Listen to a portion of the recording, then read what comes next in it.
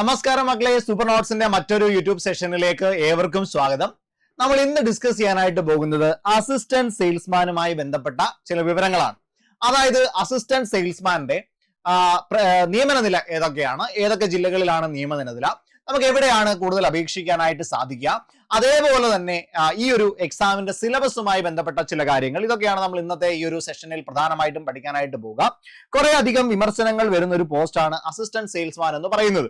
അതായത് നമുക്കറിയാം നിയമനമൊക്കെ കുറയുന്ന ഒരു സാഹചര്യമുണ്ട്. പക്ഷെ ഇനിയും നിലവിലുള്ള ലിസ്റ്റിന് ഇനിയും കാലാവധി ഉണ്ടെന്നുള്ള കാര്യം ഓർത്തു വെക്കുക.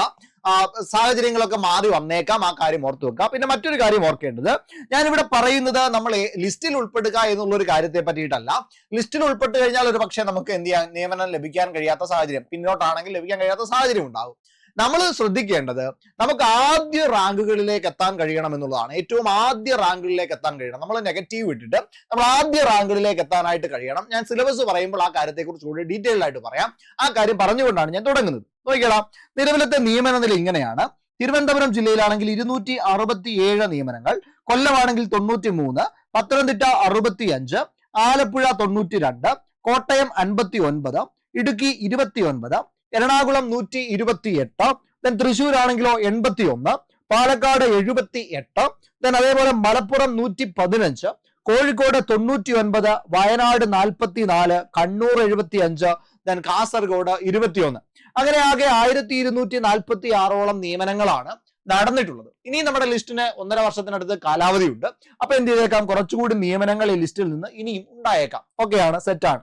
അപ്പം നിയമന നില നിങ്ങൾക്ക് മനസ്സിലായി. അപ്പൊ ഇത് നോക്കുമ്പോൾ ഇവിടെ നിയമനങ്ങളൊക്കെ കുറവാണല്ലോ, എങ്ങനെയാണ് പഠിക്കുന്നത്? ഇവിടെ 267 നിയമനങ്ങൾ എവിടെ പോയിട്ടുണ്ട്? തിരുവനന്തപുരം പോയിട്ടുണ്ട്. അപ്പൊ നിങ്ങൾ പഠിക്കുമ്പോൾ ആദ്യ റാങ്കുകളിലേക്ക് എത്തുന്നതിന് വേണ്ടിയിട്ട് വേണം പഠിക്കാൻ. ഞാൻ പറയാൻ പോകുന്ന മറ്റൊരു കാര്യം, എവിടെ അപേക്ഷിക്കണം എന്നുള്ളതാണ്. നമ്മൾ എവിടെ അപേക്ഷിക്കണമെന്ന് ഒരുപാട് കുട്ടികൾ ചോദിക്കാറുണ്ട് ജോലി കിട്ടാൻ വേണ്ടി. ഞാൻ കൂടുതലായിട്ട് പ്രിഫർ ചെയ്ത് പറയാനായിട്ട് ശ്രമിക്കുന്നത്, നമുക്ക് ഏത് ജില്ലയിലാണോ ജോലി ചെയ്യാനായിട്ട് നിങ്ങൾ താല്പര്യപ്പെടുന്നത്, നിങ്ങൾ ആ ജില്ലയിലേക്ക് പോവുക. കാരണം ഇതിന്റെ സാലറിയും മറ്റു കാര്യങ്ങളൊക്കെ നിങ്ങൾക്ക് അറിയാം. അപ്പം നിങ്ങൾ ഏത് ജില്ലയിലാണോ ജോലി ചെയ്യാനായിട്ട് താല്പര്യപ്പെടുക, നിങ്ങൾക്ക് ഏറ്റവും കൂടുതൽ സഹായകരം ഏത് ജില്ലയാണോ ആ ജില്ല തന്നെ നിങ്ങൾ അപ്ലൈ ചെയ്യാനായിട്ട് ശ്രദ്ധിക്കുക. അതേപോലെ തന്നെ ഒരു കാര്യം കൂടി നിങ്ങൾ ശ്രദ്ധിക്കണം, അവിടെ നിയമന നില കുറവാണ് എന്നതിനേക്കാൾ അപ്പുറം ആദ്യ റാങ്കിലേക്ക് ഞാൻ എത്തും എന്നുള്ള ഒരു നിശ്ചയദാർഢ്യത്തോടു കൂടി നിങ്ങൾ പഠിക്കണം. അപ്പൊ പഠനത്തെ കുറച്ചുകൂടി ഗൗരവത്തോടുകൂടി, കുറച്ചുകൂടി ആത്മാർത്ഥതയോടുകൂടി കാണുകയും നിങ്ങൾ ആദ്യ റാങ്കിലേക്ക് എത്താനായിട്ട് ശ്രമിക്കുകയും ആ കഷ്ടപ്പാട് കൊടുത്തുകൊണ്ട് പറ്റുന്നതിന്റെ മാക്സിമം എഫോർട്ട് ഇട്ടുകൊണ്ട് നിങ്ങൾ ആദ്യ റാങ്കിലേക്ക് എത്താനായിട്ട് ശ്രമിക്കുകയും ചെയ്യണം. അപ്പൊ നിങ്ങൾക്ക് എന്ത് ചെയ്യും, ജോലി തീർച്ചയായിട്ടും കിട്ടുക തന്നെ ചെയ്യും. ഒരുപാട് ബാക്കിലായിട്ട് വരുമ്പോഴാണ് നിങ്ങൾക്ക് എന്ത് കിട്ടാത്തത്, ജോലി ലഭിക്കാത്തൊരു സാഹചര്യം ഉണ്ടാകുന്നത്. അപ്പൊ ആ കാര്യം കൂടെ നിങ്ങൾ കൃത്യമായിട്ടൊന്ന് ശ്രദ്ധിച്ചേക്കുക. അപ്പൊ ഞാൻ പറഞ്ഞു വന്നതിന്റെ ചുരുക്കം, ഏത് ജില്ലയാണ് അപ്ലൈ ചെയ്യുന്നത് എന്നുള്ളത് നിങ്ങളുടേത് മാത്രമായിട്ടുള്ള ഒരു ഒപ്പീനിയൻ ആണ്.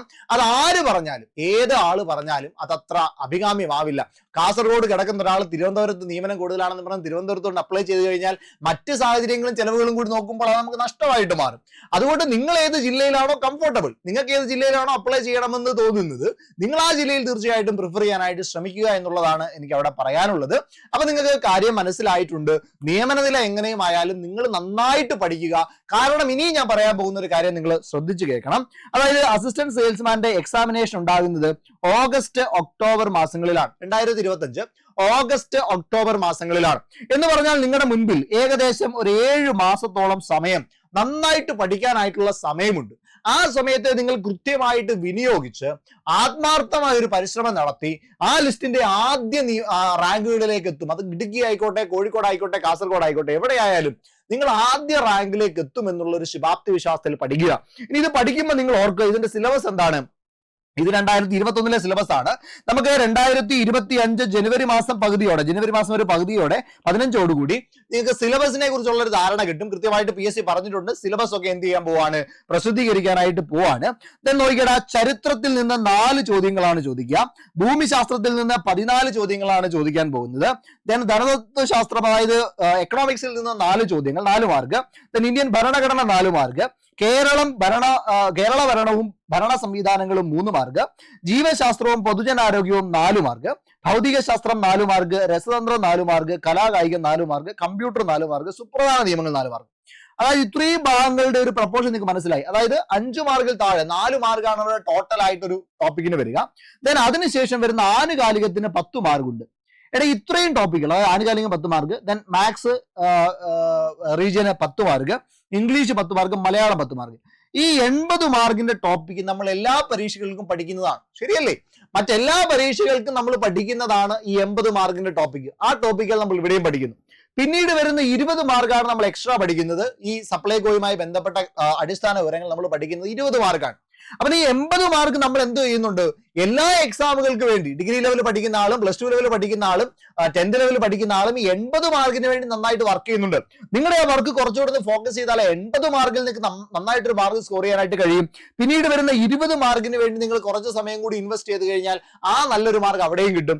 അങ്ങനെ നിങ്ങൾക്ക് റാങ്ക് ലിസ്റ്റിന്റെ നല്ലൊരു പൊസിഷനിലേക്ക് എത്തിപ്പെടാനായിട്ട് കഴിയും. അപ്പൊ യാഥാർത്ഥ്യം ഇതാണ്. ഇതിന്റെ സിലബസ് വേറെ, ഇതിനു വേണ്ടി സെപ്പറേറ്റ് നിങ്ങൾ പഠിക്കൊന്നും വേണ്ട, അല്ലെ ഈ ഒരു കാര്യത്തിന് വേണ്ടി നിങ്ങൾ ഇരിക്കേണ്ട. മറ്റു പരീക്ഷകൾ വരുന്നുണ്ട്, ഇഷ്ടംപോലെ പരീക്ഷകൾ വരുന്നുണ്ട്. അപ്പൊ അതിന് പഠിക്കുന്ന എഫോർട്ട് മതി ബാക്കിയുള്ള 80 മാർക്ക് സ്കോർ ചെയ്യാൻ. 20 മാർക്ക് മാത്രമാണ് നിങ്ങൾ എക്സ്ട്രാ ആയിട്ട് ഇവിടെ പഠിക്കുന്നത് എന്നുള്ള കാര്യം കൃത്യമായിട്ട് ശ്രദ്ധിക്കുക, ഓർക്കുക. അപ്പൊ ആ ഒരു രീതിയിൽ വേണം ഈ ഒരു ഭാഗത്തെ കാണാനായിട്ട് എന്നുള്ളതാണ് ഞാൻ പറഞ്ഞു വന്നതിന്റെ ചുരുക്കം. അപ്പൊ നിങ്ങൾക്ക് ഇതിന്റെ ഒരു യാഥാർത്ഥ്യം മനസ്സിലാക്കുക. നിയമന കുറവ് എന്നതിനേക്കാൾ അപ്പുറം ആദ്യ ഒരു പൊസിഷനിലേക്ക് നിങ്ങൾ വരും എന്നുള്ള ഒരു നിശ്ചയദാർഢ്യത്തോടുകൂടി പഠിക്കുക. അപ്പൊ ഇതിനു വേണ്ടിയിട്ട് നമ്മുടെ ഒരു general P S C batch നമ്മൾ ആരംഭിക്കാനായിട്ട് പോവുകയാണ്. എത്രയും വേഗം അതിന്റെ ബാച്ച് ക്ലാസ്സുകൾ ആരംഭിക്കും. അപ്പൊ ഈ സെയിൽസ്മാൻ ആയിക്കോട്ടെ, അതിന്റെ സ്പെഷ്യൽ ടോപ്പിക് ഉൾപ്പെടെയുള്ള ക്ലാസ്സുകൾ നിങ്ങൾക്ക് ആ ബാച്ചിൽ കിട്ടും. അതുപോലെ വരാനിരിക്കുന്ന മറ്റ് പരീക്ഷകൾ, ഇനിയും മുന്നോട്ട് വരാനിരിക്കുന്ന പരീക്ഷകൾ കൂടി ഉൾക്കൊള്ളിച്ചുകൊണ്ടുള്ള ഒരു ബാച്ച് ആയിരിക്കും. ഒരു ലോങ് ടേമിലേക്ക്, ഒരു ബേസ് തൊട്ട് അങ്ങേ അറ്റം വരെ അഡ്വാൻസ് ലെവലിലേക്ക് നിങ്ങളെ കൊണ്ടുപോകാനായിട്ട് കഴിയുന്ന തരത്തിൽ ഒരു അടിപൊളി ബാച്ച് ആയിരിക്കും ഈ ഒരു ബാച്ച് എന്ന് പറയുക.